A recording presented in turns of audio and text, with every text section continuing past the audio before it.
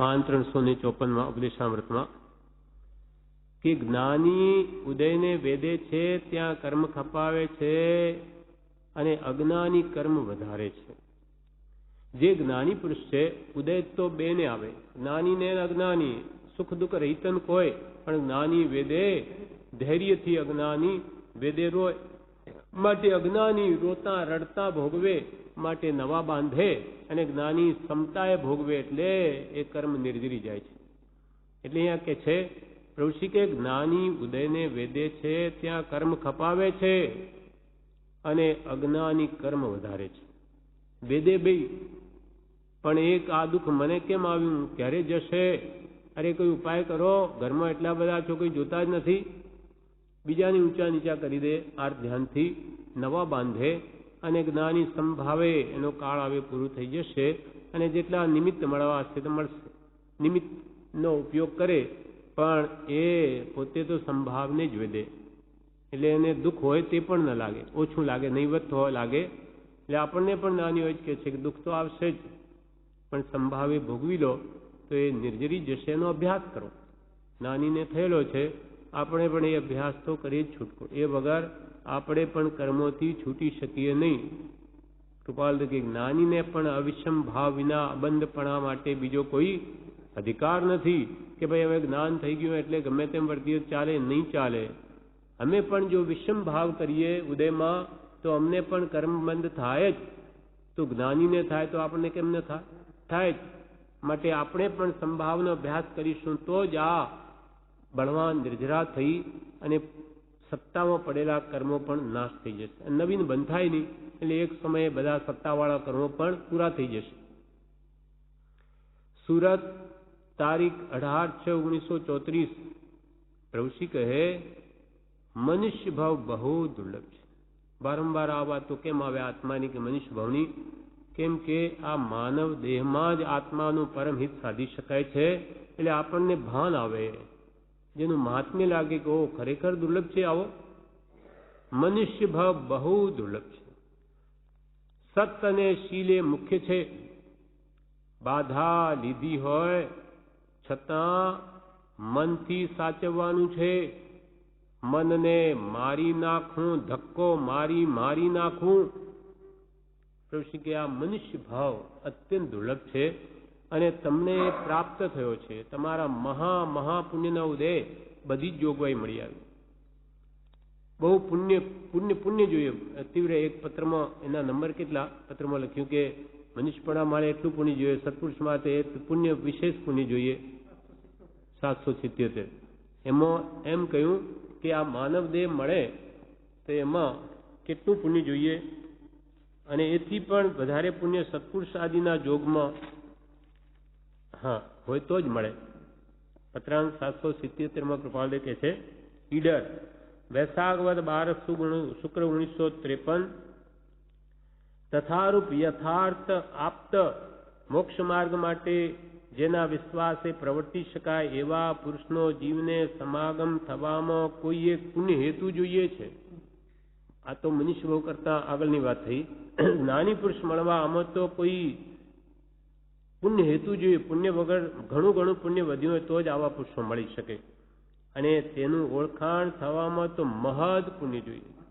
જ્ઞાની પુરુષનો ભેટો થવામાં ઘણું પુણ્ય જોઈએ, અને એમાં પાછું ઓળખાણ કે સાચા પુરુષ છે આ, અને એનું શરણ એના પ્રત્યે શ્રદ્ધા થવામાં મહદ પુણ્ય જોઈએ.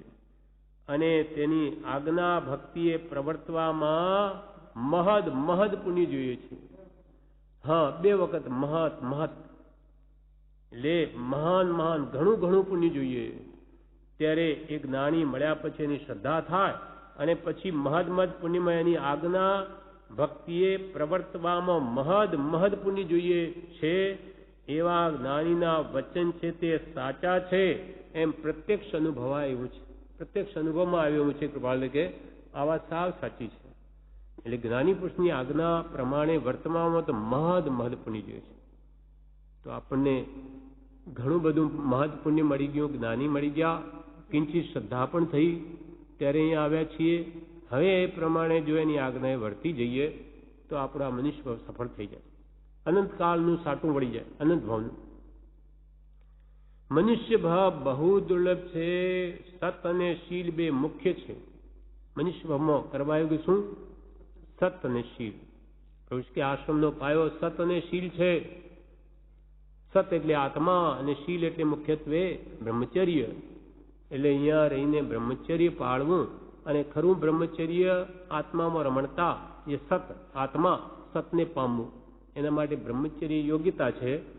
એટલે સાધન છે અને સાધ્ય છે તે સત છે, આત્મા છે. આત્મપ્રાપ્તિ, આત્મસુખની પ્રાપ્તિ, આત્મામાં રમણતા, એના માટે બાહ્ય બ્રહ્મચર્ય જોઈએ. કૃપાલકી યોગ્યતા માટે બ્રહ્મચર્ય મોટું સાધન છે અને અસત્સંગ એ મોટું વિઘ્ન છે. એટલે બ્રહ્મચારીએ સત્સંગમાં નિવાસ કરવો નિરંતર, તો એની ભાવના બળવાન બની રહે અને ઠેઠ બ્રહ્મ એટલે આત્મા એમાં ચર્યા એટલે રમણતા કરી શકે, ત્યાં સુધી પહોંચી શકે. પ્રભુશ્રી કહે મનુષ્ય ભાવ બહુ દુર્લભ છે. સત અને શીલે મુખ્ય છે. બાધા લીધી હોય છતાં મનથી સાચવવાનું છે. આમ તો ઘોડાએ વ્રત પાળે, ઘોડા ગાડીને જોડી દે, આવા નિમિત્તો ન મળે, પણ મનની ભાવનાઓ જ્યાં સુધી જાય નહીં ત્યાં સુધી યથાર્થ કામ થાય નહીં. મનથી વાસનાને કે મારી નાખવી જોઈએ. સત્સંગ છે તે કામ બાળવાનો બળવાન ઉપાય છે. તેમાં ધીમે ધીમે આત્મશુદ્ધિ થતા, કર્મો હણાતા, કર્મ સિદ્ધાંત પ્રમાણે, અને બીજી રીતે સત્પુરુષના બોધ વડે વસ્તુનું વાસ્તવિક સ્વરૂપ શરીરાદિ જે મળમૂત્રની ખાણ વગેરે સમજાતા, એનો ભાવ તે પ્રત્યેથી મોડો પડતો જાય છે. એ કામ બળતો જાય છે, અંદર નાશ પામતો જાય. એટલે બાધા લીધી હોય છતાં મનથી સાચવવાનું છે. મનમાં પણ એવા ભાવો આવે નહીં, એ સાચવવાનું છે. એટલે એના માટે મનને બીજા સારા કામમાં રોકી રાખવું. મન એવું છે, શૈતાનની કાર્યશાળા છે. એટલે નવરું મન પ્રભુશ્રી કે નખો જ વાળે, પણ એને સારા સત્પુરુષના વચનોમાં, ભક્તિમાં, લખવામાં, ગોખવામાં, એનું એ ફેરવામાં, આમાં આમાં રમાવીએ તો એ મનરૂપી માકડો બીજે ક્યાંય જાય નહીં. એને આવું કંઈક સાધન જોઈએ. એટલે કામ એટલું બધું જોઈએ, આ પરમાર્થનું તેને નવરાશ જ નહીં હોય. એટલે વિવેકાનંદ આર્ય સમાજના ઉપરી હતા, નામ શું હતું બોલી, હા, દયાનંદ સરસ્વતી. એ બહુ રષ્ટપુષ્ટ, કેમ કે કસરત, એમાં કસરત બહુ કરાવે, રષ્ટપુષ્ટ શરીર, નવજવાન.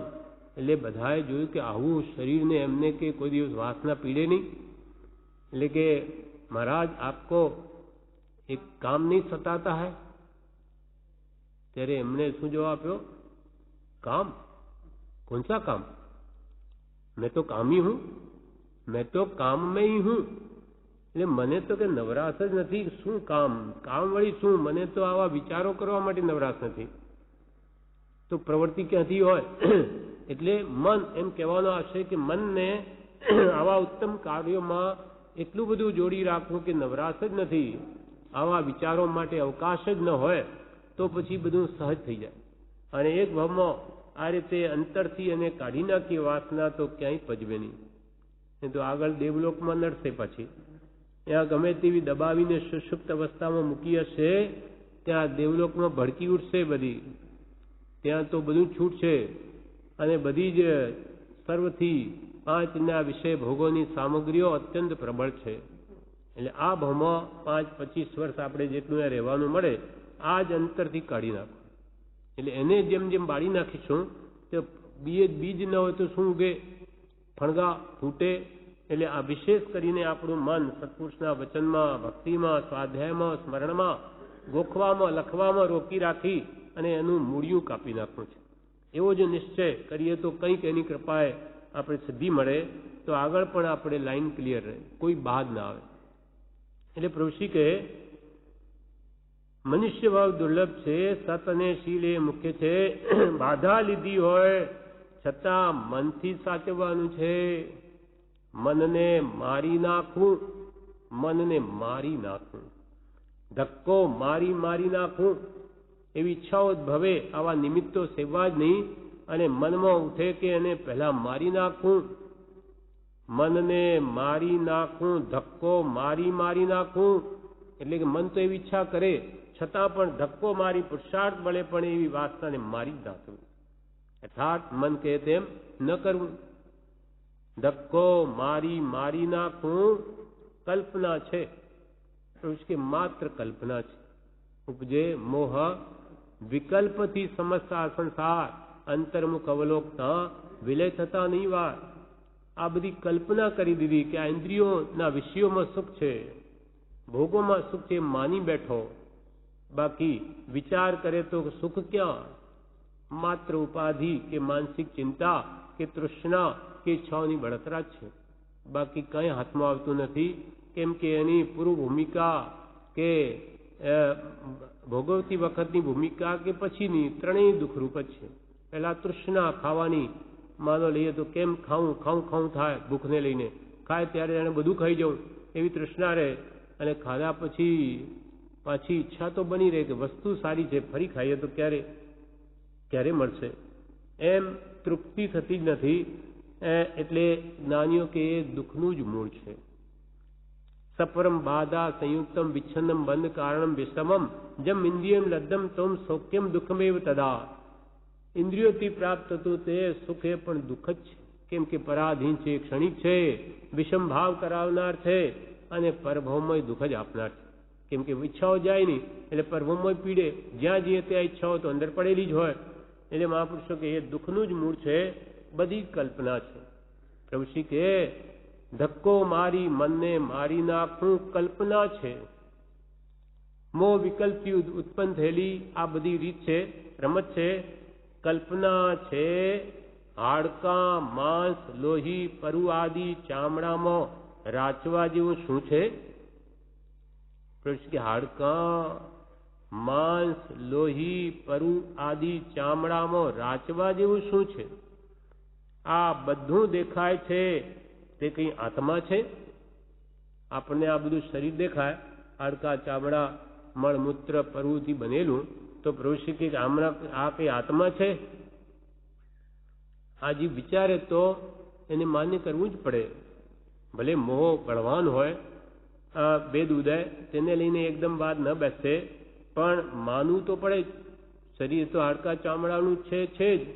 કોઈ એને નહીં કહી શકે કે આ બીજા વસ્તુ બનેલું છે, એનું જ બનેલું છે. હાડકા, માંસ, લોહી, પરુ આદિ ચામડામાં રાચવા જેવું શું છે? આ બધું દેખાય છે તે કઈ આત્મા છે? વિશ્વાસ રાખવો, શ્રદ્ધા રાખવી, એમાં ચમત્કાર છે. અમે કહીએ છીએ તેમાં વિશ્વાસ રાખવો તમારે, અને શ્રદ્ધા રાખવી, એમાં ચમત્કાર છે. ચૈતન્ય ચમત્કાર તમને પ્રાપ્ત થઈ જશે. આત્માનું સુખ મળી જશે જો આ બધું મૂકી દેશો તો. જગત સુખની વાસના, ઈચ્છા. વિશ્વાસ રાખવો, શ્રદ્ધા રાખવી, એમાં ચમત્કાર છે. દેખાય છે તે બધું જડ છે. તમને આ શરીર રૂપાળા દેખાય, પણ જ્ઞાનીઓ કે બધું જડ છે. જોનાર આત્મા જુદો છે, તેના ઉપર દ્રષ્ટિ કરો. દેખાય છે તો બધું જડ છે. મળમૂત્રની ખાણ છે કે બીજી વસ્તુઓ, ભલે ભીંત, કપડાં કે પુસ્તકો વગેરે, એ પણ બધું જડ છે. આમાં કાંઈ માલ નથી, બધું પૂતગલનો જથ્થો છે. એ એટલે બધું જડ છે. જોનાર આત્મા જુદો છે. આ બધાને જોનાર જે આત્મા છે તે તો આ પૂતગલ દ્રવ્યથી સાવ જુદો છે. તેના ઉપર દ્રષ્ટિ કરો. એટલે કે હવે દ્રવ્ય દ્રષ્ટિ કરો. દ્રવ્ય જુઓ, પર્યાય નહીં જુઓ. અનાદિથી જે પર્યાય જોતો આવ્યો તેથી મોહ થાય છે, રાગ દ્વેષ થાય. હવે આત્મા જોવાની દ્રષ્ટિ કેળવો. એકદમ નહીં થાય. અનાદિનો અભ્યાસ પર્યાય દ્રષ્ટિનો છે, પણ અભ્યાસ એ સર્વસિદ્ધિ છે. કે જે હું જોઉં છું એ તો પદાર્થ છે, દેખાય દ્રશ્ય પદાર્થ, પણ જોનાર એવો હું છું તો આ છે. હું અંદર છું તો આ બધું છે. હું નહીં હોતો શું? કાંઈ જ નહીં. એટલે જ્યાં દ્રષ્ટિના કૃપાલદેવની મૂર્તિ જુએ તો પણ કે આ કૃપાળ હું છું તો આ કૃપાળદેવ છે. પહેલા આત્માની સ્મૃતિ કરે કે હું આત્મા છું તો હું આપના દર્શન કરી શકું. હું જો નહીં હોઉં તો આ બધું કોણ જોઈ શકે? જોવા જાણવાનો ગુણ તો મારો છે. એમ ભગવાનના દર્શન કરતાંય આવા ભાવો હૃદયમાં લાવવા જોઈએ કે હું ભગવાન છું આત્મા, તો આપના દર્શન થઈ શકે. ત્યાં આત્મસ્મૃતિ, આપ શુદ્ધ આત્મા છો, હું અશુદ્ધ આત્મા છું, પણ હું પણ છું તો આપના જેવો જ. મારું સ્વરૂપ કેવી રીતે પ્રગટે? એવું હે ભગવાન, આપ કૃપા કરો. એવી કઈ ઉત્તમ ભાવના કરવાથી આત્માની સ્મૃતિ થાય છે. એટલે પ્રભુશ્રી કહે વિશ્વાસ રાખવો, અમે કહીએ તેના પર વિશ્વાસ રાખવો, શ્રદ્ધા રાખવી. એમાં ચમત્કાર છે, દેખાય છે તે બધું જડ છે. જોનાર આત્મા જુદો છે, તેના ઉપર દ્રષ્ટિ કરો. હવે કે આત્મ દ્રષ્ટિ કરો અને પર્યાય દ્રષ્ટિને મૂકી દો. પ્રભુશ્રીજી કે છે કે પર્યાય જોવામાં આવે છે તે જળ છે. પ્રભુ, પર્યાય જોવામાં આવે છે. પ્રભુશ્રી કહે તમે બધે જે જુઓ છો એ પર્યાય છે. પર્યાય એટલે અવસ્થા. એક દ્રવ્યની અવસ્થા છે, પૂદગલની અવસ્થા છે, પૂદગલનું પિંડ છે. આપણે જે જોઈ રહ્યા છે એ પૂદગલની એક અવસ્થા છે. પૂદગલ પરમાણુની અવસ્થા છે. આ પૂદગલ પરમાણુ આ પુસ્તક રૂપે અવસ્થાંતર થયા, આજે પૂદગલ પરમાણુ આ શરીર રૂપે અવસ્થાંતર થયા. આ બધું પૂદગલનું પરિણમન છે. એટલે એ કંઈ દ્રવ્યનું પરિણમન છે, એટલે કે પર્યાય છે. હા, દ્રવ્ય તો શુદ્ધ છે, પણ આ પર્યાય જોવામાં આવે છે તે જળ છે. તમને જે આંખો વડે જોવામાં આવે તો પૂદગલનો જ પર્યાય છે. કેમ કે પૂદગલ વિના કોઈ રૂપી દ્રવ્ય છે જ નહીં, અને તે પૂદગલ તો જળ છે. પર્યાય જોવામાં આવે છે તે જળ છે. જળને દ્રવ્યગુણ પર્યાય છે. જળને પણ જળ પણ દ્રવ્ય છે, પૂદગલ દ્રવ્ય છે, એને પણ ગુણ છે. પ્રત્યેક દ્રવ્ય અનંત શક્તિશાળી છે, અનંત ગુણો છે દરેકમાં. આજે આપણે અહીંયા બેઠા બેઠા અમેરિકાની વાતો તરત જ અહીંયા ફોન હોય તો વાત કરી શકાય. આ બધા પૂદગલના ગુણો છે. પૂદગલ સર્વત્ર પથરાયેલું છે, એની શોધ કરી એના પાછળ પડ્યા તો એ ગુણો બહાર લાવ્યા. તેમ કોઈક વિરલા જ્ઞાની પુરુષો સ્વ આત્માની શોધ કરે એ ગુણોની, તો એ બહાર આવે. એમ પ્રત્યેક દ્રવ્યમાં અનંત ગુણો છે અને અનંત પર્યાયો છે દ્રવ્યોમાં. એટલી જ અનંત તાકાત છે. એક એટમ બોમ્બ નાનો કેટલા માણસોને મારી નાખે? શક્તિ છે જ એમાં. હજુ એમાં અણુમાં એના કરતાં અનંત શક્તિ છે. આ તો આટલી જ શક્તિ એ લોકો એને બહાર લાવી શક્યા, એ બધું મિશ્રણથી જે હોય તેમ. પણ હજુ અનંત શક્તિઓ દરેક દ્રવ્યમાં પડેલી છે. એમ ભગવાન તીર્થંકરોએ કેવળ જ્ઞાનથી જોઈને કહ્યું છે. તેમ અહીંયા કે છે જળને દ્રવ્ય ગુણ પર્યાય છે અને આત્માને પણ દ્રવ્ય ગુણ પર્યાય છે. આત્મા પણ એક દ્રવ્ય છે, વસ્તુ છે, એને અનંત ગુણો છે અને એને અનંત પર્યાયો છે. પર્યાય એટલે અન્ય અવસ્થાંતરો સમય સમયે દરેકના પર્યાય બદલાય છે. વર્તમાન પર્યાય એટલે અવસ્થા દરેક દ્રવ્યની એક સમય માત્ર છે. બીજા સમયે તો એ ફરી જાય છે એની અવસ્થા. ઋષિ કહે જળને દ્રવ્યગુણ પર્યાય છે, તેમ આત્માને પણ દ્રવ્યગુણ પર્યાય છે. આત્માને સ્વપર્યાય અને જળના પર પર્યાય છે. આ આપણે જાણવાનું છે. આત્માના પર્યાય એટલે અવસ્થા તે આપણી આત્માની છે, અને જળ એવા દેહ શરીર આદિની પર્યાય તે પર પર્યાય છે. પર અવસ્થા છે, આપણી નથી. આત્માના સ્વપર્યાય અને જળ એવા પૂદગલના પર પર્યાય છે. પર પર્યાયમાંથી આત્મા ઉપર દ્રષ્ટિ કરવી છે. પછી અનાદિથી આ પૂદગલના પર્યાય જે છે અવસ્થા થાય એને આ આત્માએ પોતાનું માની લીધું. આ મારા પર્યાય, મારી અવસ્થા. ત્યારે જ્ઞાની કે તારી અવસ્થા નહીં, હું બાળક હતો, હું યુવાન થયો, હું વૃદ્ધ થઈશ, આ બધી મારી અવસ્થા. તો કે આ તારી ભૂલ છે. આ તારી અવસ્થા છે જ નહીં.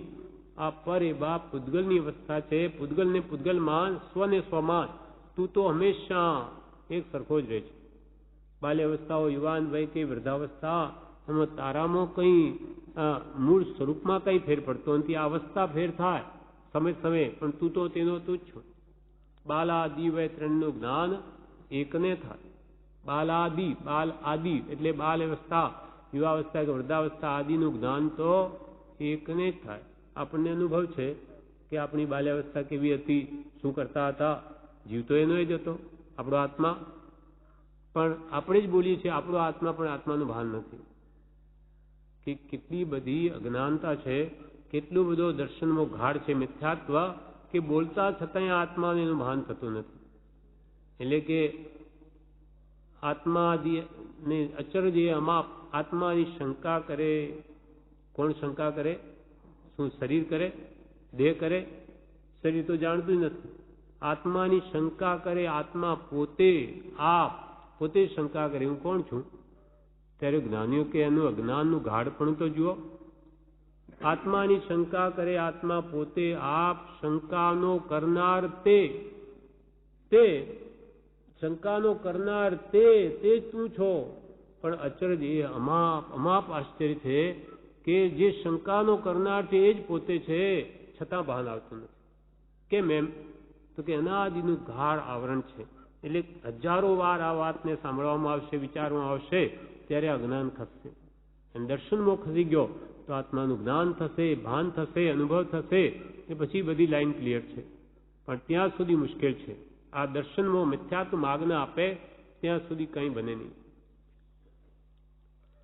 એટલે અહીંયા કે છે પ્રભુશ્રી, આત્માના સ્વપર્યાય અને જળના પરપર્યાય છે.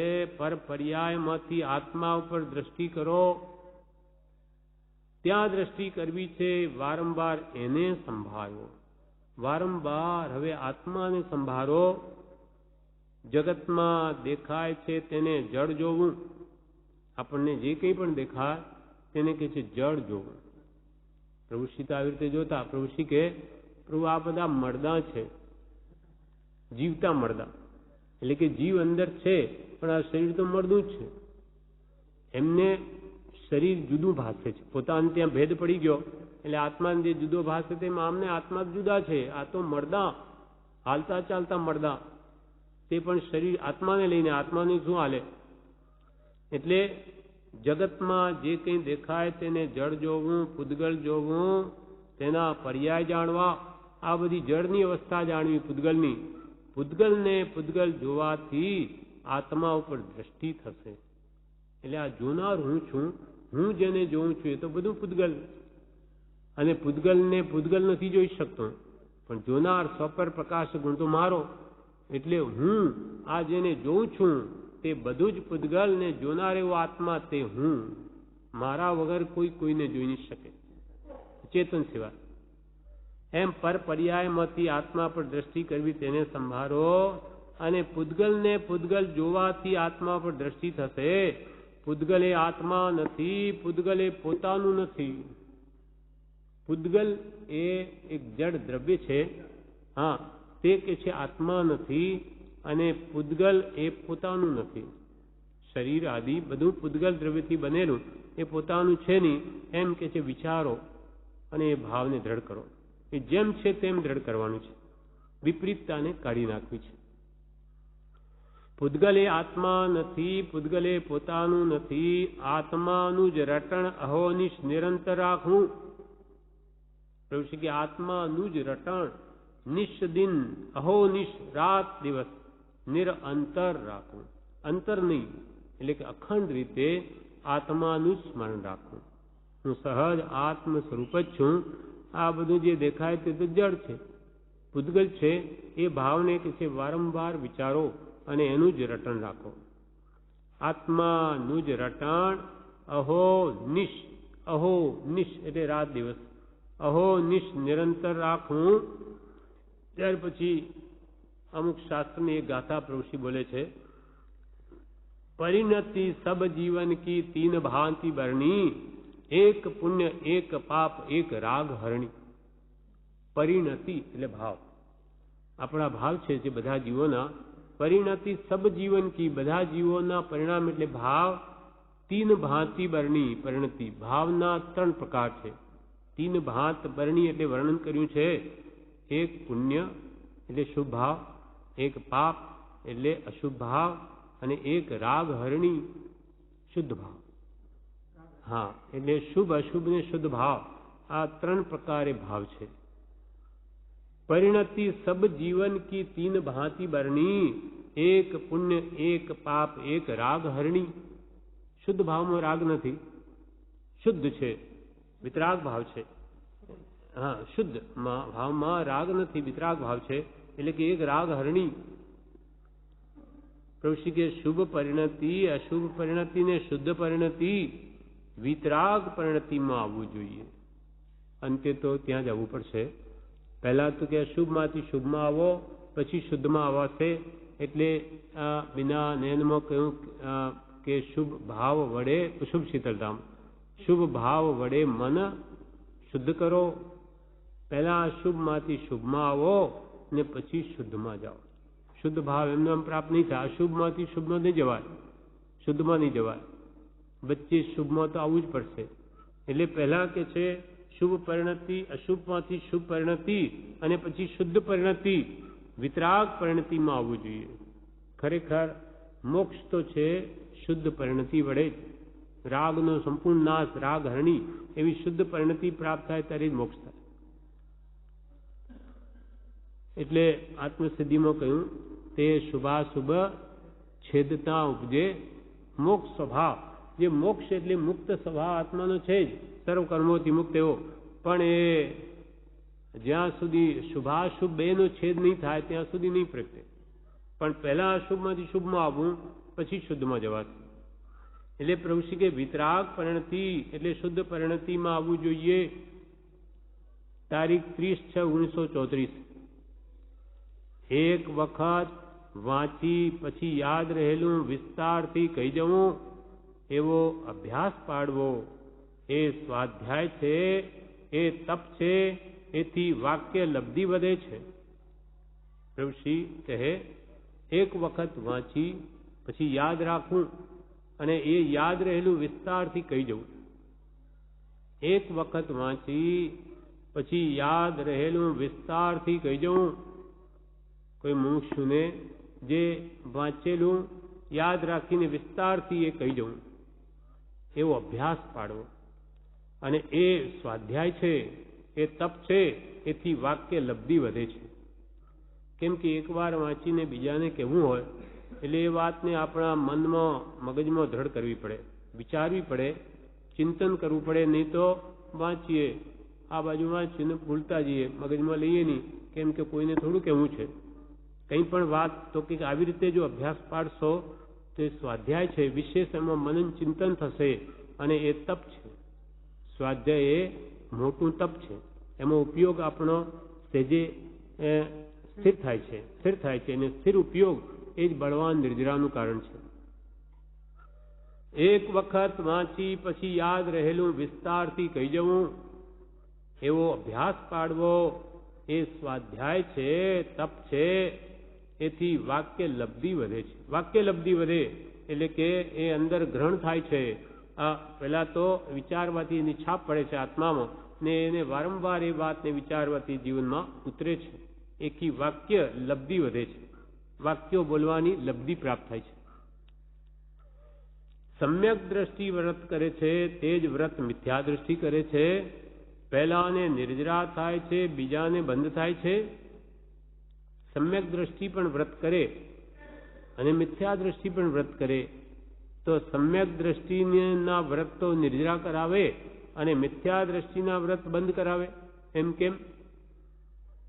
સમ્યક દ્રષ્ટિ વ્રત કરે અને મિથ્યા દ્રષ્ટિ પણ વ્રત કરે, પહેલાને નિર્જરા થાય અને બીજાને બંધ કેમ થાય? હા, આત્માર્થી નથી.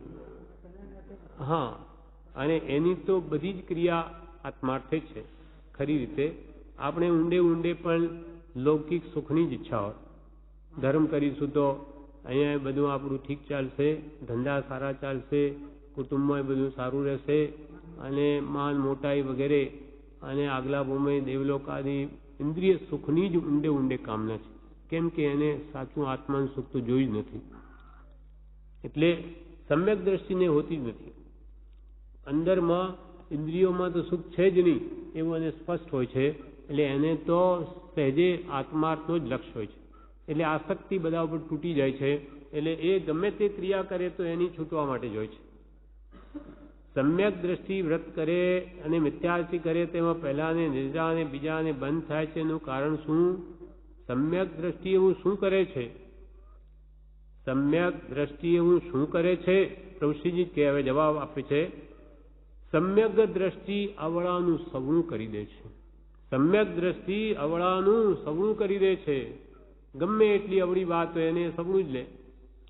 ગમે એથી તકલીફ આવે, બીમારી આવે, દુઃખ આવે તો કે સારું થયું, આટલા કર્મની નિર્જરા થઈ, આ ઓછા થાય એટલું ભાર, એટલી દેણદારી પતિ. જ્યારે સંસારી જીવનનું ઊંધું લે કે આ કેટલું વહેલું દુઃખ જાય, ત્યારે તો કે સારું થયું, દેણદારી હવે પૂરી થઈ જશે કર્મોની, જેટલા વહેલા કર્મો ખપે એટલું સારું. એટલે સમ્યક દ્રષ્ટિ અવળાનું સવણું કરી દે છે. યોગ્યતાની કચાશ છે. સૌથી પ્રથમ માર્ગના જાણનાર એવા જ્ઞાનીના સમાગમે શ્રદ્ધા પ્રતીત કરો. યોગ્યતાની પુરુષની ખામી છે. સૌથી પહેલા તો માર્ગના જાણનાર એવા જ્ઞાની પુરુષના સમાગમે તમે શ્રદ્ધા કરો, પ્રતીત કરો કે હું આત્મા છું, હું નિત્ય છું, હું જેવા કર્મ કરું એવા ફળ ભોગવવા પડશે. આ સર્વ કર્મથી મુક્ત થઈ શકાય એવો મોક્ષ છે અને એનો ઉપાય પણ છે. આ 6 પદની પહેલા તો શ્રદ્ધા કરો, અને 6 પદની શ્રદ્ધા કરવા માટે પહેલા સત્પુરુષની શ્રદ્ધા કરો. યોગ્યતાની કચાશ છે. સૌથી પ્રથમ માર્ગના જાણનાર એવા જ્ઞાનીના સમાગમે શ્રદ્ધા પ્રતીત કરો. પ્રભુશ્રી કહે, પાનું 354 પ્રભુશ્રી કહે, નવ પૂર્વ ભણ્યો તો પણ મિથ્યાત્વ. ત્યારે સમ્યક દ્રષ્ટિમાં એવું વધારે શું છે? 9 પૂર્વ સુધી ભણે છતાં આ મિથ્યાત્વ કેમ જતું નથી? દેહમાં આત્મબુદ્ધિ કેમ જતી નથી? અને આત્મામાં આત્મબુદ્ધિ કેમ થતી નથી? 9 પૂર્વ ભણ્યો તો પણ મિથ્યાત્વ. ત્યારે સમ્યક દ્રષ્ટિમાં એવું વધારે શું છે કે જે કરે તે બધું સમ્યક, અને પેલા 9 પૂર્વ ભણે તો પણ મિથ્યા થઈ પડે? સમ્યક પ્રભુશ્રી કહે, સમ્યક દ્રષ્ટિ આત્મામાં પરિણમ્યા છે, મિથ્યાત્વી પરિણમ્યા નથી. પરમ પરિણમ્યા છે, બોલવા માત્ર જ્ઞાન છે. 9 પૂર્વ સુધીનું જ્ઞાન પણ બોલે તો કે બોલવા માત્ર છે, પણ આત્મજ્ઞાની તો આત્મામાં પરિણમ્યા. માટે ભલે એમને બોલતા ન આવડે તો પણ એ છૂટે છે, અને 9 પૂર્વ સુધીનું જ્ઞાન હોય તોય બંધાય છે. એટલે મૂળભૂત સર્વ સુખનું મૂળ તે સમ્યક દર્શન છે, સમકિત છે. સમ્યક દ્રષ્ટિ આત્મામાં પરિણમ્યા છે, મિથ્યાત્વી પરિણમ્યા નથી, પરમ પરિણમ્યા છે, બોલવા માત્ર જ્ઞાન છે. મિથ્યાત્વીને તો બોલવા માત્ર જ્ઞાન છે, જ્યારે પોતે તો તેરું વેદન છે તેનું જ્ઞાનીને. યોગ્યતા એટલે પરિણામ, પરિણમે જ યોગ્યતા કહી છે. પ્રભુ કે યોગ્યતા લાવો એટલે કે હવે એ ભાવોને પરિણામ આવો. દેહથી આત્મા ભિન્ન છે તો આત્મા માને જ આત્મા માનો, દેહાદિને પર માનો, એને પરિણામ આવો. એ ભાવને કહેવા માત્ર જ નહીં. યોગ્યતા એટલે પરિણામ, પરિણમે જ યોગ્યતા કહી છે. એટલે તે પ્રમાણે ભાવોનું પલટવું ત્યારે જ યોગ્યતા કહી છે. ખીચડી ચડીને તૈયાર થઈ તેમ પરિણમે જ યોગ્યતા થઈ. ત્યાં સુધી કચાશ છે. જ્યાં સુધી ખીચડી બરોબર ચડે નહીં ત્યાં સુધી કાચી કહેવાય. ચડીને તૈયાર થઈ તેમ જે કંઈ પણ આપણે જાણ્યું, સાંભળ્યું, એ પ્રમાણે કર્યું, વર્ત્યા, તો જે ખીચડી ચઢ્યા બરાબર છે, નહીં તો બધું કાચું છે. મુમુક્ષુ કહે પરિણમાય કેમ? કેવી રીતે બોધ પરિણમે? મુમુક્ષુ કહે ત્યારે પ્રભુશ્રી કહે, દ્રષ્ટિ ફરે. દ્રષ્ટિ ફરીએ, સમકીતીની દ્રષ્ટિ ફરી છે. આ નાના મોટા વાણિયા બ્રાહ્મણ બાઈ ભાઈ આદિ દેખાય છે, પણ દ્રષ્ટિ ફરી છે તેને આત્મા દેખાય છે કે એ તો આત્મા છે.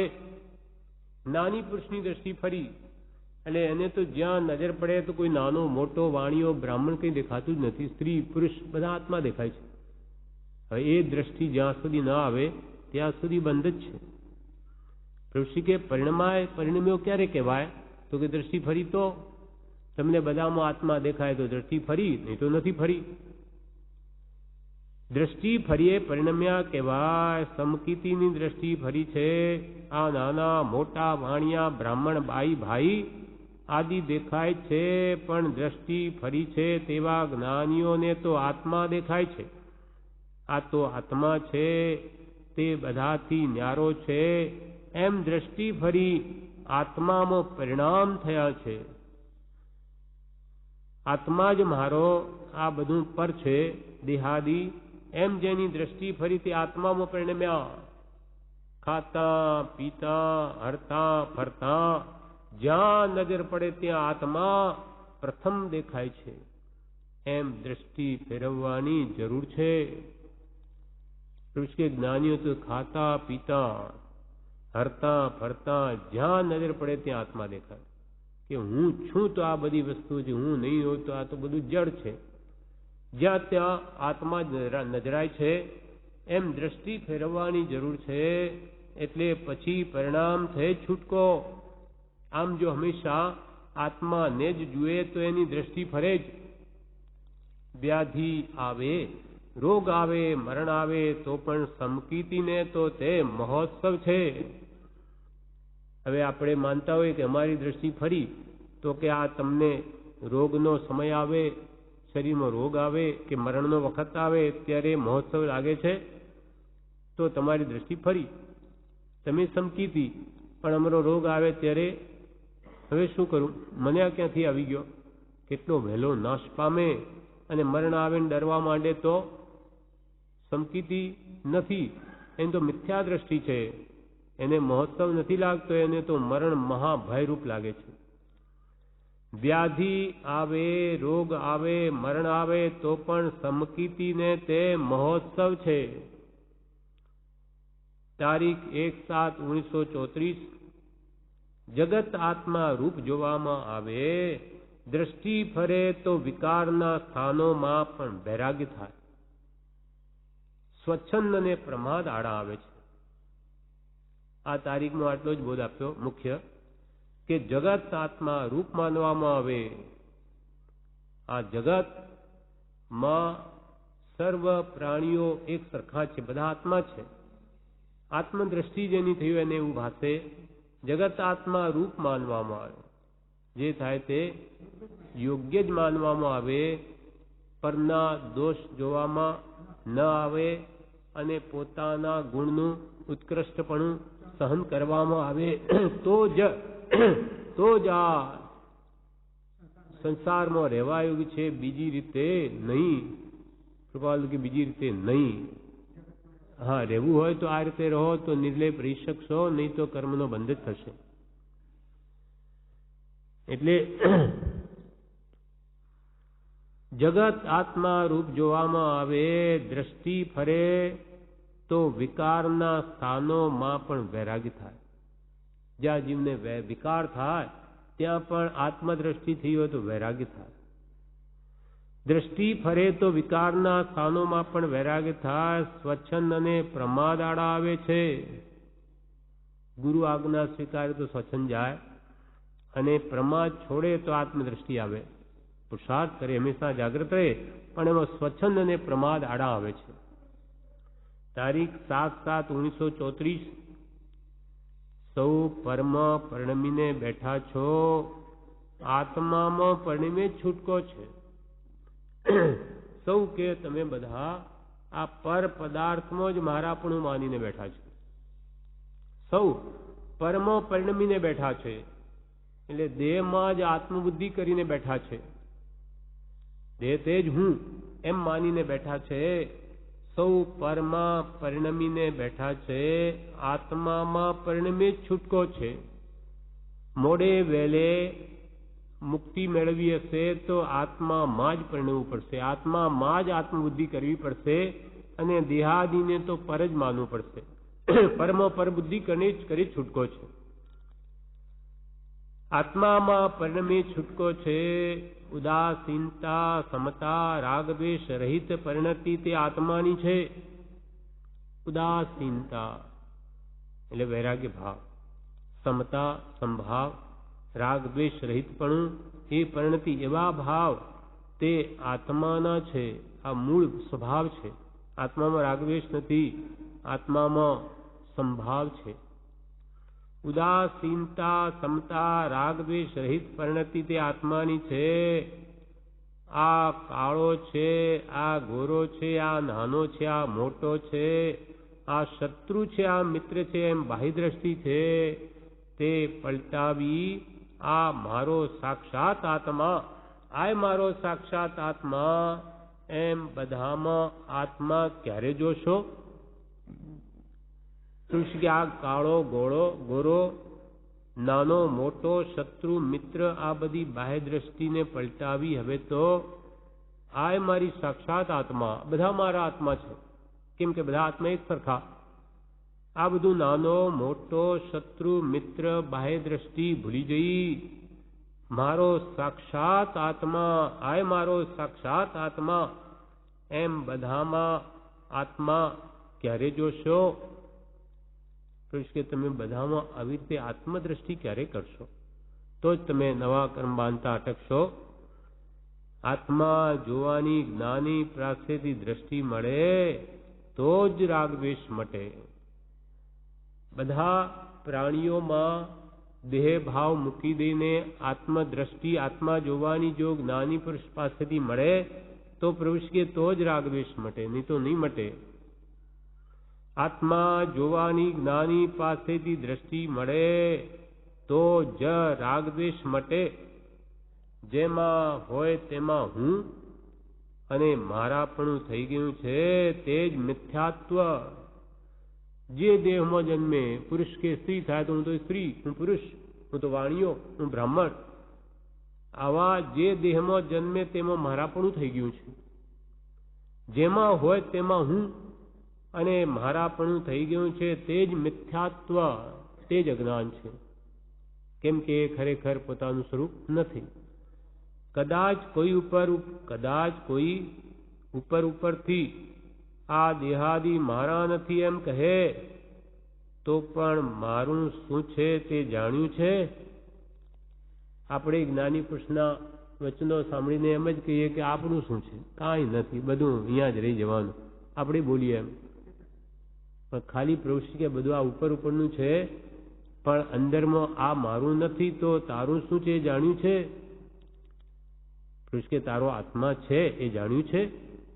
અને એ જાણે નહીં ત્યાં સુધી ભલે ઉપરથી તું એમ કે આ મારું નથી, એ બધું ખાલી કહેવા પૂરતું છે, અંદરથી એ ભાવ જતો જ નથી.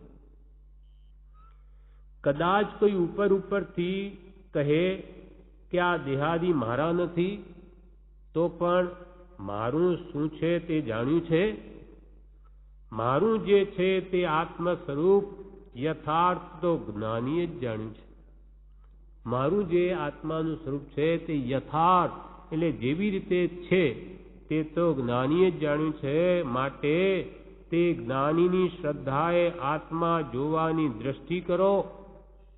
તે જ્ઞાની પુરુષની આજ્ઞાએ આત્મા જોવાની દ્રષ્ટિ કરો. મેં તો આત્મા નથી જાણ્યો, પણ મારા ગુરુએ જેવો આત્મા જાણ્યો, જોયો, અનુભવ્યો તેવો જ મારો આત્મા છે એમ કરો. માટે જ્ઞાનીની શ્રદ્ધાએ આત્મા જોવાની દ્રષ્ટિ કરો.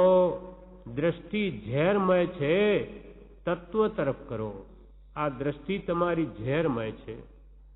જ્યાં રાગ છે, દ્વેષ છે, કામ ક્રોધાદિના ભાવમાં દ્રષ્ટિ છે, તે પ્રવૃત્તિ કે બધું ઝેરમય છે, કર્મ બાંધે.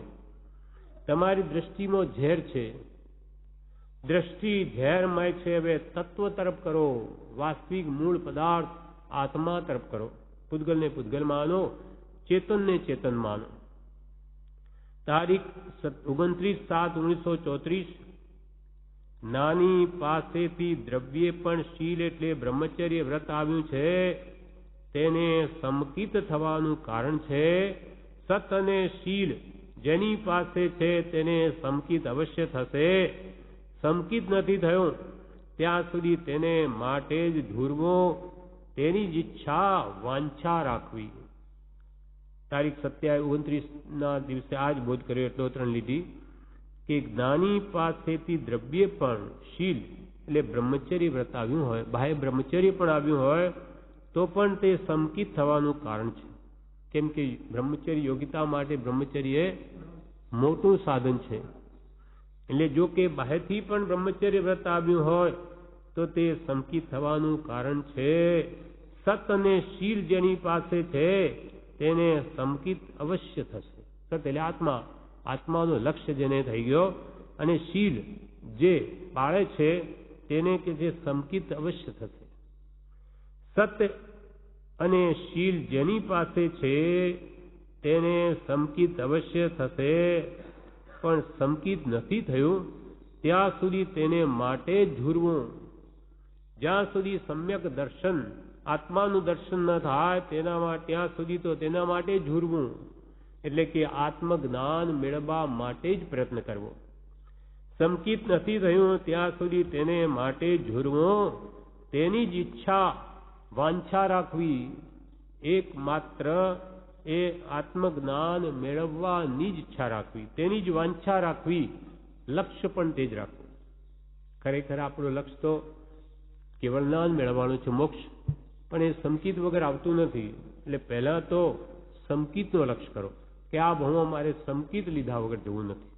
કોઈ પણ હિસાબે દેહથી ભિન્ન એવા આત્માનું મારે જ્ઞાન કરવું જ છે એવું કે છે દ્રઢ નિશ્ચય કરો, અને તેના માટે જ ઝૂરો. અહીંયા તો પ્રભુ શ્રી કે ઝૂરો એટલે કે રાત દિવસ એના માટે જ પુરુષાર્થ કરો. કેમ કે એના વગર કેવળ જ્ઞાન આવે નહીં, અને કેવળ જ્ઞાન વગર સર્વ દુઃખથી મુકાય નહીં, અર્થાત મોક્ષ પણ થાય નહીં. માટે પહેલા સંકિત કેમ પ્રાપ્ત થાય એના માટે સતત પુરુષાર્થ કરો. આ પ્રમાણે આગળ પ્રભુ શ્રી કહે, તારીખ 30/7/1934 પ્રભુ શ્રી કહે, કસાયનું સ્વરૂપ જ્ઞાની જ જાણે છે. કસાયનું સ્વરૂપ જ્ઞાની જ જાણે છે. મરણ સમયે કસાય તોફાન મચાવે છે, લેસ્યા બગાડે છે. માટે પહેલો પાઠ શીખવાનો છે તે એ કે ધીરજ. ઓહો, એ તો હું જાણું છું એમ નહીં કરવું. ધીરજ, સમતા અને ક્ષમા, આ ત્રણનો અભ્યાસ વધારવો. રોગ કે વેદની ખમી ખૂંદવાનો અભ્યાસ કરવો. પ્રભુ શ્રી શું કહે, મરણ વખત તો બધાને આવશે. ત્યાં આ કસાયો તોફાન મચાવે છે. જેવા ક્રોધ, માન, માયા, લોભ, આપણે જેવી પ્રવૃત્તિ આ જીવનમાં કરી હશે તે અંત વખતે રહસ્યભૂત મતી આવશે. અને કસાયો બહુ કર્યા હશે તે વખતે એની મતિ બગાડી નાખશે અથવા તોફાન કરશે. એટલે કે છે કસાયનું સ્વરૂપ જ્ઞાની જ જાણે છે. મરણ સમયે કસાય તોફાન મચાવે છે, લેસ્યા બગાડી નાખે. માટે પહેલો પાઠ શીખવાનો આ છે કે ધીરજ. ધીરજ શીખો, સમતા અને ક્ષમા. સમતા, સહનશીલતા, ધીરજ, સહનશીલતા, ક્ષમા. સહનશીલતા, ક્ષમા, ધીરજ, સમાધિ મરણમાં મિત્રો સમાન સહાય કરશે. મન ધરો પ્રભુ ચરણમાં. એટલે જો સમાધિ મરણ કરવું હોય, મૃત્યુ સુધારવું હોય તો પ્રભુ શ્રી કે તમે ધીરજ, ધૈર્ય ધારણ કરો, શાંતિ રાખો. ઉકળાટ કરે કંઈ વળે એમ નથી. સમતા કેળવો. સુખ કે દુઃખમાં, સુખ આવે છકી જવું નહીં, દુઃખ આવે પણ બહુ આર્ત ધ્યાન કરવું નહીં. બધા તમારા કર્મના ઉદય છે, સમતાએ ભોગવો અને ક્ષમા ભાવ રાખો. આ કે કેળવશો, ત્રણનો અભ્યાસ કરશો તો જ તમારી લેસ્યા બગડે નહીં, તમારું સમાધિ મરણ બગડે નહીં. નહીં તો તે વખતે આ કસાયો તોફાન મચાવી સમતા, ક્ષમા, ધીરજને હણી નાખશે. માટે પહેલા મરણ આવતા પહેલા અભ્યાસ કરી લો. પ્રભુ શ્રી કહે, કસાયનું સ્વરૂપ જ્ઞાની જાણે છે. મરણ સમયે કસાય તોફાન મચાવે છે, લેસ્યા બગાડે છે. માટે પહેલો પાઠ શીખવાનો છે તે એ કે ધીરજ. ઓહો, એ તો હું જાણું છું કે આમાં શું કહ્યું તમે. ધીરજ તો મને ખબર છે ને, ધીરજ રાખવી. પણ પ્રભુ શ્રી કહે એમ નહીં કરવું. હું જાણું છું એવું મૂકી દેવું. તું શું જાણે, ધૂળ જાણે. હમણો રોગ આવ્યો તો કેવી ધીરજ રહે, એ આવે ત્યારે ખબર પડે. એટલે પ્રભુ શ્રી કે ધીરજ, સમતા અને ક્ષમા, આ ત્રણનો અભ્યાસ વધારવો. હું જાણું છું એમ ન કરવું, એનો અભ્યાસ વધારવો. રોગ કે વેદની ખમી ખોદવાનો અભ્યાસ કરવો. રોગ જ્યારે આવે બીમારી આવે ત્યારે કે છે એને વેદના કે એને ખમી ખૂંદવાનો અભ્યાસ વધારો, સહન કરવાનો અભ્યાસ વધારો, તો એ સહનશીલતા તમને મરણ વખતે સહાયભૂત થશે. હમણો અભ્યાસ કરેલો હશે તો એ તે વખતે કામ આવશે, નહીં તો તે વખતે ધ્યાન થશે કે આ મને ક્યાંથી આવી ગયું, સહન નથી થતું, હાય હાય કરશે તો આ મરણ બગડી જશે. માટે રોગ એ એક જાતની ટ્રેનિંગ છે સમાધિ મરણ. તે હવે લઈ લો. બીમારી વખતે હાય ન કરતા મંત્રમાં કેમ રહેવાય, સત્પુરુષના વચનોમાં કેમ રહેવાય, અને રોગની વેદનાને કેમ વિસ્મરણ થાય, એવી સહનશીલતા, ક્ષમા અને ધીરજ કેળવો તો સમાધિ મરણ સરળતાથી થશે. વળી પ્રભુશ્રી કહે, મેં તો આત્મા જાણ્યો નથી, પરંતુ પૂર્વના અનંત જ્ઞાનીઓએ તે આત્મા યથા તથ્ય જાણ્યો છે. તેવો જ તે આત્મા જેનું મને શરણ છે, એવા જ્ઞાની સદગુરુ ભગવંતે યથાર્થ જાણ્યો છે, તે મારે માન્ય છે.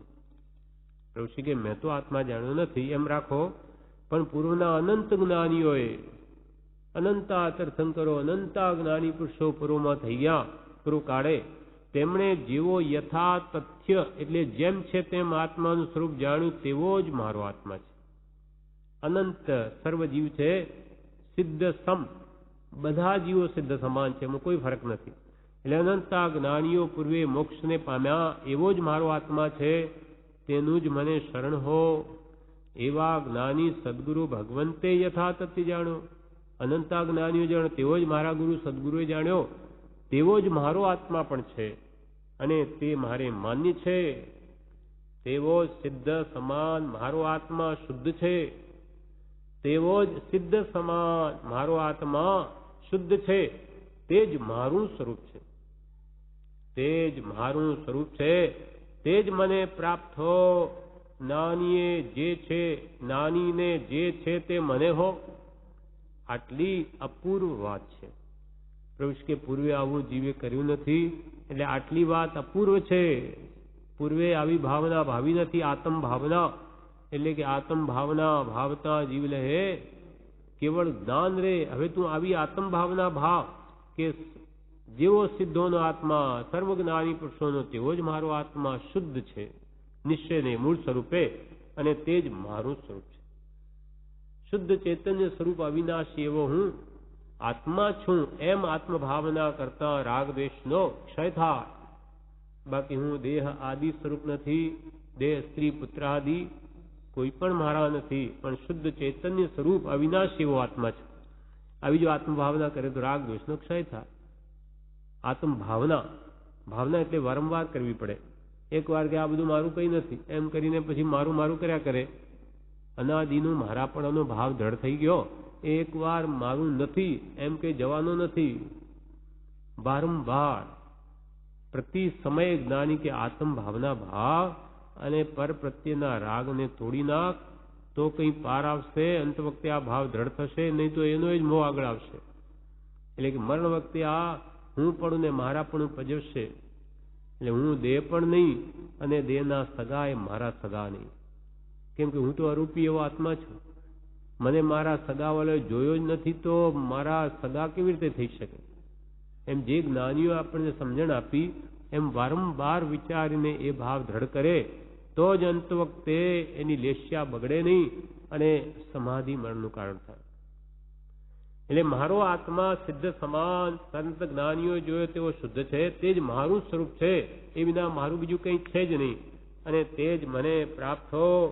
નાનીને જે છે તે મને હો. ભાવ તો કરી શકાય. કૃપાળુદેવજી અનંત સુખને પામ્યા, એવું સુખ હું પણ પામું. એમ કૃપાળ પ્રભુશ્રી કહે છે, એમ ભાવમાં શું કંઈ ટકા આપવા પડે છે? પ્રભુ કે તમે ભાવ કરો. પ્રભુશ્રી કે તો શું કંઈ પૈસા આપવા પડે છે? પ્રભુ ભાવ તો સારા જ રાખો. નાનીને જે પ્રાપ્ત થયું એવું મને હો. ભાવ કરવામાં શું જાય? નાનીને જે છે તે મને હો. આટલી અપૂર્વ વાત છે. એટલે પૂર્વે આવી વાત કોઈ દિવસ સાંભળી નથી, અથવા સાંભળી હોય તો રૂડે પ્રકારે તે ઉઠાવી નથી. તારીખ 17/9/1934 પ્રભુશ્રી કહે, ગુણાનુરાગી થાઓ, ગુણાનુરાગી થાઓ, મુખ્ય કરવાનું એ જ છે. ગુણ પ્રત્યે અનુરાગ વાળા થાઓ. જ્યાં જ્યાં ગુણ જુઓ તેના પ્રત્યે પ્રીતિ રાખો. ગુણીજનો કો દેખ હૃદય में मेरे प्रेम उमड़ आवे बने जहाँ तक उनकी सेवा करके यह मन सुख पावे. एवो भाव રાખો कि गुणीजनों को देख हृदय में मेरे प्रेम उमड़ा.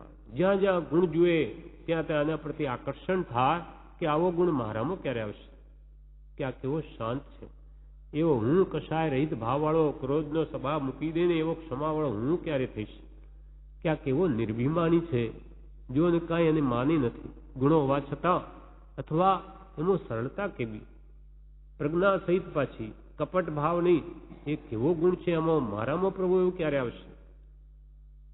કેમ કે સિદ્ધ ગતિ તે સરળ ગતિ છે. ત્યાં વાંકા ચૂકા માયાવાળા જીવનો પ્રવેશ નથી. જેમ કે સાપ હોય તે ચાલે ત્યારે વાંકો ચાલે, આમ આમ ચાલે, પણ દરમાં પેસવું હોય ત્યાર તો સીધા થવું જ પડે. તે મોક્ષમાં જવું હોય તો એને સીધું થવું જ પડે, એટલે કે સરળતા લાવવી જ પડે અને માયા કપટ મૂકી જ દેવા પડે. એટલે આ કે છે પ્રભુશ્રી કે ગુણાનુરાગી થાઓ. જ્યાં જ્યાં ગુણ જુઓ કિંચિત પણ તેના પ્રત્યે પ્રેમવાળા થાવ, એટલે કે તેનું આકર્ષણ થવું જોઈએ કે આમાં આવા ગુણો છે. અને દોષ તો જ્ઞાનીઓ કે કોઈના જુઓ જ નહીં. કેમ કે પ્રત્યેકમાં ગુણ ને દોષ બે મળી આવશે. ત્યારે જ આપણે અહીંયા બેઠા સંપૂર્ણ ગુણવાન હોત તો અહીંયા હોત જ નહીં, મોક્ષે પહોંચી ગયા હોત. અને સંપૂર્ણ દોષી હોત તો નરકમાં હોત. ગુણ પણ છે આપણામાં, દોષે છે, એટલે અહીંયા વચ્ચે આવ્યા. મધ્યમ સ્થિતિ છે આપણી. હવે જેવી આપણી દ્રષ્ટિ તેવી સૃષ્ટિ. આપણી ગુણવાન દ્રષ્ટિ યુધિષ્ઠરની જેમ હોય, ધર્મરાજા, તો આપણે બધામાં ગુણ દેખાય. અને દુર્યોધન જેવી દ્રષ્ટિ હોય તો કોઈમાં ગુણ ન દેખાય, બધા દોષ જ દેખાય.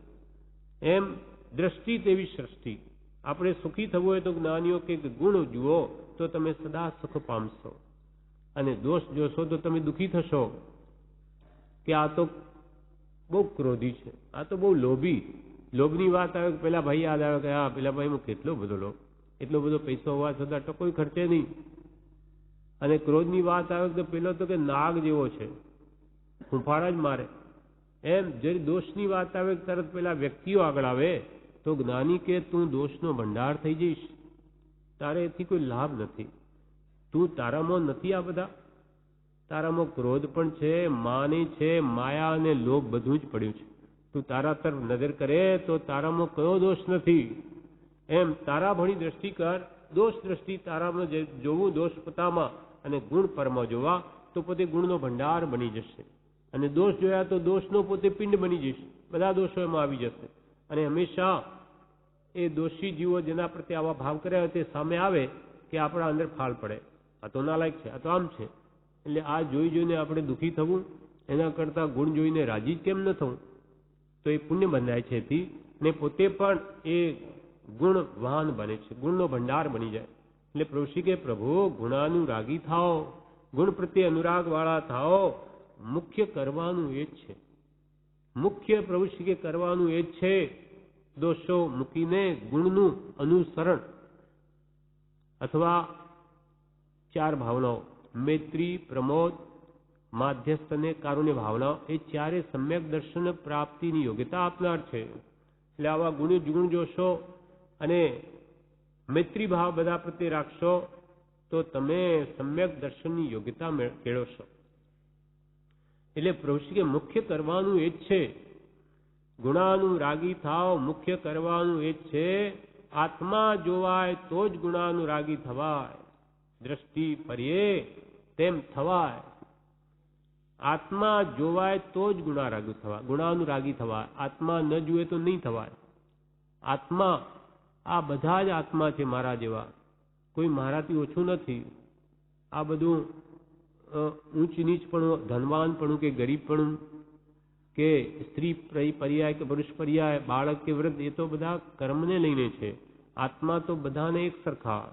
સર્વ જીવ છે સિદ્ધ સમ, સર્વાત્મમાં સમ દ્રષ્ટિ દો. આ વચનને હૃદય લખો. એવો ભાવ જો કેળવાય તો કે છે કોઈ પ્રત્યે ઓછો ઓછો ભાવ નહીં થાય, એટલે રાગદ્વેષ નહીં થાય, રાગદ્વેષ ઘટવા માંડે, આવી આત્મદ્રષ્ટિ આવે તો. ઋષિ કહે આત્મા જોવાય તો જ ગુણાનું રાગી થવાય, દ્રષ્ટિ ફરે તેમ થવાય, ન થવાય એવું નથી. તમે ગુણાનુરાગી વાળી દ્રષ્ટિ કરો તો એમ પણ થવાય, દ્રષ્ટિ ફરીએ તેમ થવાય. પ્રભુ પ્રભુ લય લાગી નહીં, પ્રભુ પ્રભુની હજુ અંતરમાં લય લાગી નથી, એ ગુણો આવ્યા નથી. હે જીવ ક્યાં ઈચ્છત હવે હે ઈચ્છા દુઃખ મૂળ, જબ ઈચ્છા કા નાશ તબ મિટે અનાદિ ભૂલ. હે જીવ તું હવે શું ઈચ્છે છે? આ ઈચ્છા જ દુઃખનું મૂળ છે, અને જ્યારે ઈચ્છાનો નાશ થશે ત્યારે અનાદિની ભૂલ જે મિથ્યાત્વ જે બધી ટળી જશે. એટલે ઈચ્છાઓ ઘટાડ. 100 ગણી હોય તો 100 ગણું દુઃખ, 50 ગણી ઈચ્છાઓ મેળવવાની હોય તો 50 ગણું દુઃખ, 5 ગણી ઈચ્છા 5 ગણું દુઃખ. અને જેને કશું નહીં ચાહીએ, જેને કાંઈ નહીં જોઈએ, તે શાહન કે શાહ, બાદશાહ નહીં બાદશાહ. મુનિઓ ચક્રવર્તીઓ જઈને નગ્ન મુનિ જેના પાસે કાંઈ નથી એવા મુનિ મહાત્માને કેમ નમે? કેમ કે એણે જે રિદ્ધિ પ્રાપ્ત કરી છે ચક્રવર્તી પાસે પણ નથી, એને ગુણો મેળવ્યા છે, માટે એની પાસે કંઈ નહીં હોવા છતાં બધા જઈને પગે પડે. કેમ કે એના અંતરમાં કોઈ પદાર્થની ઈચ્છા જ નથી.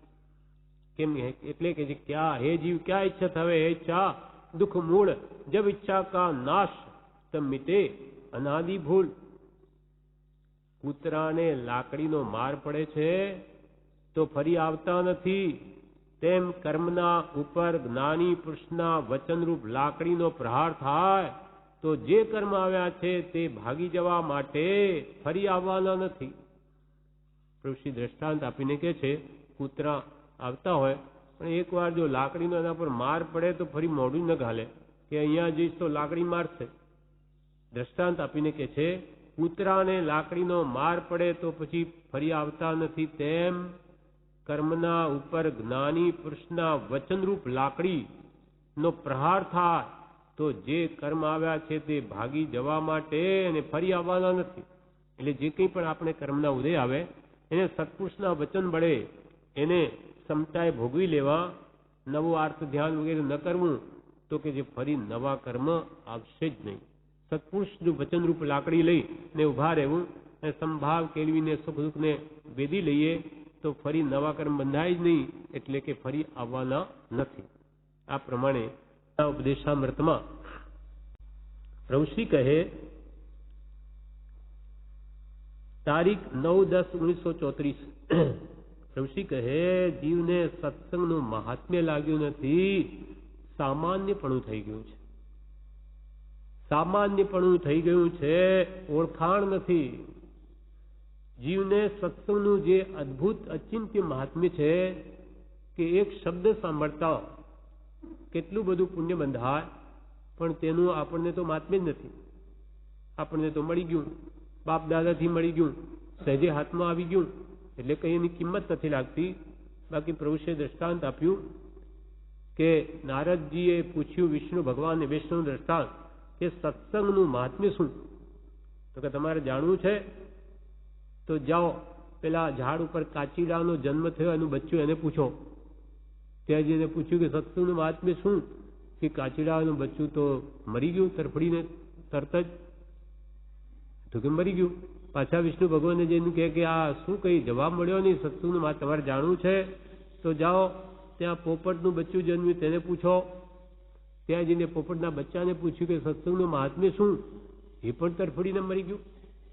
પાછા ગયા કે વિષ્ણુ ભગવાન આપ જે કહો છો એ તો એ તરફડીને મરી જાય છે ને આપ કંઈ એનો જવાબ મને મળતો નથી, હજુ તમારે જાણવું છે તો જાઓ રાજાને ઘરે પુત્રનો જન્મ થયો એને પૂછો, કુંવરને પૂછો. હવે ત્યાં જઈને મનમાં થાય છે કે આ મરી જશે કે શું, ખબરાટ થાય છે. તો પણ ભગવાને કહ્યું એટલે પૂછ્યું કે સત્સંગનું મહાત્મ્ય શું, ફળ શું? ફળ શું? ત્યારે પેલો રાજકુમાર જન્મેલો કે હજુ આપને ખ્યાલમાં નહીં આવ્યું, નહીં સમજાયું? હું કાચીડાના ભમો હતો, આપ બ્રહ્મચારીના દર્શન થયા અને આપે પૂછ્યું સત્સંગનું મહાત્મ્ય શું? તેના ફળ એટલું બધું પુણ્ય મારું વધી ગયું કે હું પોપટ બની ગયો, પોપટનું બચ્ચું કાચીડામાંથી પોપટ બની ગયો ત્યાંય મને પૂછ્યું કે સત્સંગનું ફળ શું, અને આપના દર્શન થયા, એટલું પુણ્ય વધી ગયું, કોઈ રાજકુમાર બની ગયો. હવે સમજાયું આપણે? ઓહો, સમજાઈ ગયું. આટલા શબ્દ માત્રનું એટલું ફળ કે રાજકુમાર બની ગયો, કાચીડામાંથી પોપટને તેમાંથી રાજકુમાર. એમ પ્રભુશ્રી કહે છે, જીવને સત્સંગનું મહાત્મ્ય સમજાયું નથી. પ્રભુશ્રી કે પ્રભુ કરોડો કર્મોની કોડ ખપે છે.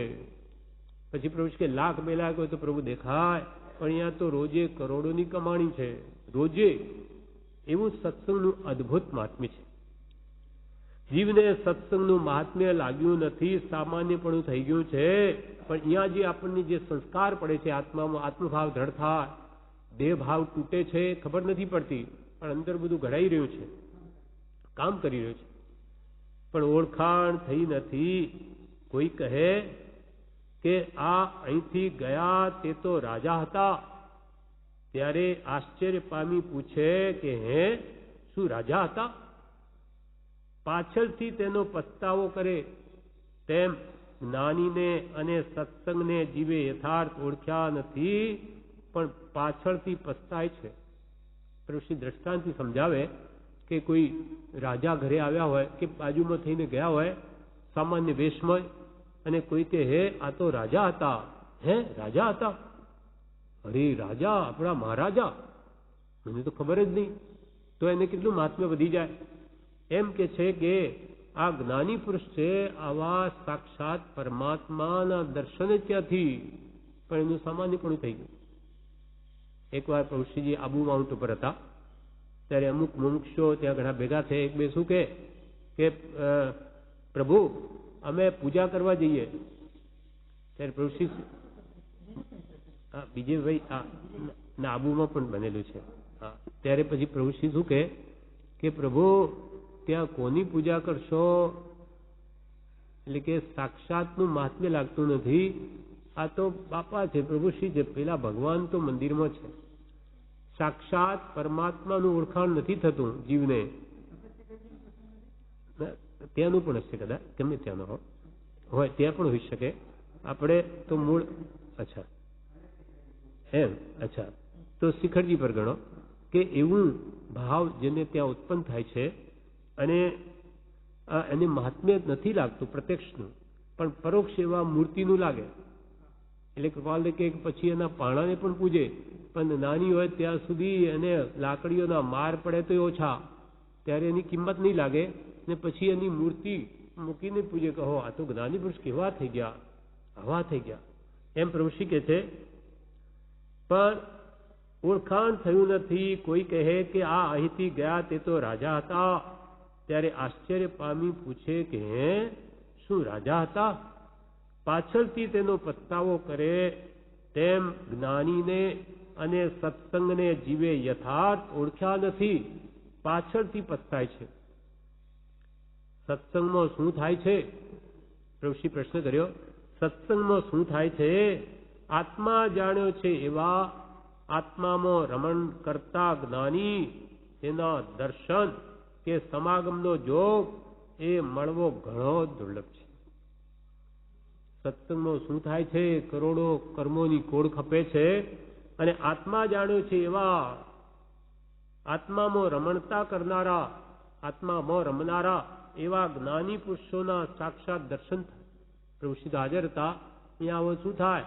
આવા સાક્ષાત ભગવાનના દર્શન થાય. પણ આ ભગવાન છે એવી ઓળખાણ ક્યાં છે જીવને? ભગવાન તો ઉપર હોય કે નીચે હોય? કપડા પહેરેલા હોય તો આ ગુરુ, આ ભગવાન, અથવા આ તો મહાત્મા. પછી ભલે ને મન મેળવું હોય, પણ માથું મુંડાઈ ગયું એટલે જાણે કે બધું મૂંડી નાખ્યું.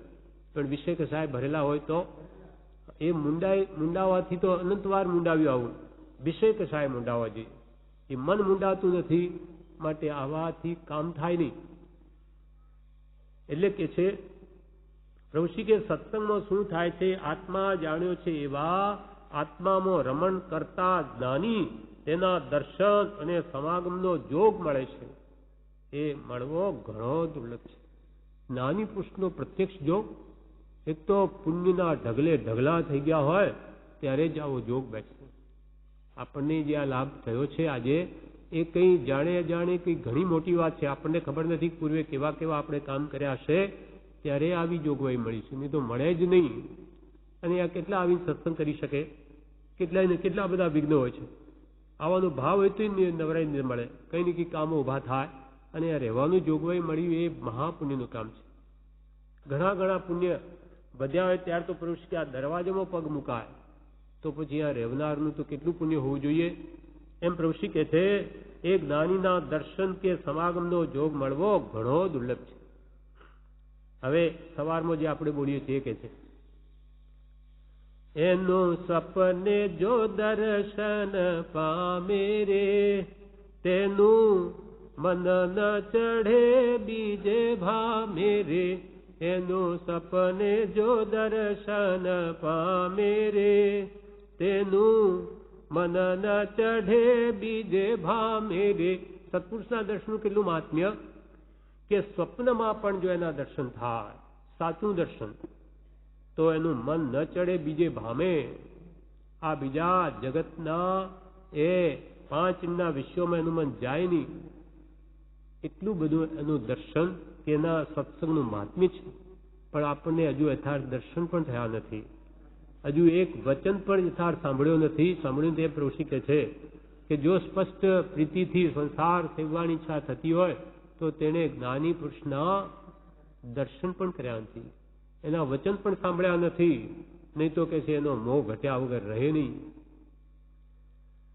એનું સપને જો દર્શન પામે રે તેનું મન ન ચઢે બીજે ભામે રે. જોગ મળીએ પણ ઓળખાણ થાય તો જ અપૂર ભાવ આવે છે. આ જોગ આપણને મળ્યો પણ હવે અપૂર ભાવ આવે તો ને. આપણે અહીંયા બેઠા છે, સત્સંગ શા માટે કરી? અપૂર ભાવ લાવવા. દુકાનદારી ખોલીને શા માટે બેસે કે કોઈક વાર એવો ગ્રાહક આવી જાય, કઈ 8 કલાક 12 કલાક ના હોય, કોઈક એવો ગ્રાહક આવી જાય અવસરે કે એનું દાળીદર નીકળી જાય, પણ બેસવું તો પડે જ. 8 વાગે ખોલીને દુકાનમાં બેસવું જ પડે. પછી ગ્રાહક નથી એટલે ઘરે જઈને સુઈ જાય તો આવે નહીં. બીજી વાર જાણે કે એની દુકાને શું જવું, એ તો કોઈ વાર ખુલ્લી હોય ના અને ઠેકાણા નથી. ખુલ્લી કાયમ રાખવી પડે. તેમ સત્સંગ ભક્તિ નિયમિત કરવા પડે. તો કોઈક વાર એવો ભાવ આવી જાય કે એવા ઉલ્લાસમાં એને કરોડો કર્મો કેટલાય ભવોના ખપી જાય. એટલે પ્રભુશ્રી કે જોગ મળે પણ ઓળખાણ થાય તો જ અપૂર્વ ભાવ આવે છે. અપૂર્વ ભાવ આ બે જ કલ્યાણ થાય છે. આ ભાવ આવવાના નિમિત્ત છે, પણ જ્યારે એ નિમિત્તે અપૂર્વ ભાવ આવશે ત્યારે જ કલ્યાણ થશે. પ્રભુશ્રી કે અપૂર્વ ભાવ આવે જ કલ્યાણ થાય છે. સત્સંગમાં આત્માના ભાવ છે તે વિશુદ્ધતા પામે છે. આત્માના ભાવ તે વિશુદ્ધિ પામે, નિર્મળ થાય સત્સંગમાં લઈને, સત્સંગને લઈને. કેમ કે એમાં રાગ દ્વેષ મોહની વાત હોય નહીં, વિતરાગ વૈરાગ ઉપશમની જ વાત હોય કે ત્યાગ વૈરાગ ઉપશમ ભક્તિની વાત હોય. એ સિવાય બીજું ક્યાંય ત્યાં હોય નહીં, આત્માની જ વાત હોય. સત્સંગમાં આત્માના ભાવ છે તે વિશુદ્ધતા પામે છે. આત્મ ભાવના ભાવતા જીવ લહે કેવળ જ્ઞાન રે. આત્મભાવ જીવે જાણ્યો નથી, સંકલ્પ વિકલ્પે જીવનું ભૂંડું કર્યું છે. આત્મભાવ શું એ જ પ્રભુશ્રી કે હજુ આ જીવે જાણ્યો નથી, અને આ સંકલ્પ વિકલ્પે જીવનું ભૂંડું કર્યું છે. અનાદિકાલથી આ મન સંકલ્પ વિકલ્પ કર્યા કરે અને કર્મ બાંધ્યા જ કરે છે. આત્મો કંઈ ના આવે, જોયા કરે અને અનેક પ્રકારે વસ્તુને ભોગવવાનો ભાવ કરે, હાથમાં કંઈ ના આવે. કર્મના પોટલા બાંધ્યા કરે, વચન નયન યમના અહીં, વચન વડે કે નયન આંખો વડે જોઈ જોઈને કર્મ બાંધે, પણ આત્મભાવના નહીં પાવે તો સંસાર જ વધારે છે. એટલે પ્રભુશ્રી કહે છે સત્સંગમાં આત્માના ભાવ છે તે વિશુદ્ધતા પામે છે. આત્મભાવના ભાવતા જીવ લહે કેવળ જ્ઞાન રે. આત્મભાવ જીવે જાણ્યો નથી, આત્મભાવ જીવે જાણ્યો નથી. સંકલ્પ વિકલ્પે જીવનું ભૂંડું કર્યું છે. સંકલ્પ વિકલ્પ એના બોધે કંઈક સમે અને આત્માની ભાવના ભાવે તો જ એનું હિત થાય એમ છે. એ આત્મ ભાવના કેમ કરવી એ આપણને મંત્ર આપી દીધો હમણાં વાંચ્યો એ કે હું દેહાદિ સ્વરૂપ નથી અને દેહ સ્ત્રી પુત્ર આદિ કોઈ પણ મારા નથી. શુદ્ધ ચૈતન્ય સ્વરૂપ અવિનાશી એવો હું આત્મા છું. એમ આત્મ ભાવના કરતા રાગ દ્વેષનો ક્ષય થાય. એમ આત્મભાવના કરી રાગ દ્વેષનો ક્ષય થાય. અને રાગદ્વેષનો ક્ષયથી કેવળ જ્ઞાન થાય. કેવળ જ્ઞાન થાય જીવનો મોક્ષ થાય. મોક્ષ થાય એટલે શાશ્વત સુખ શાંતિને પામે સર્વકાલને માટે. આ પ્રમાણે કૃષ્ણ બોધ આ પૂરો થયો. વિશેષ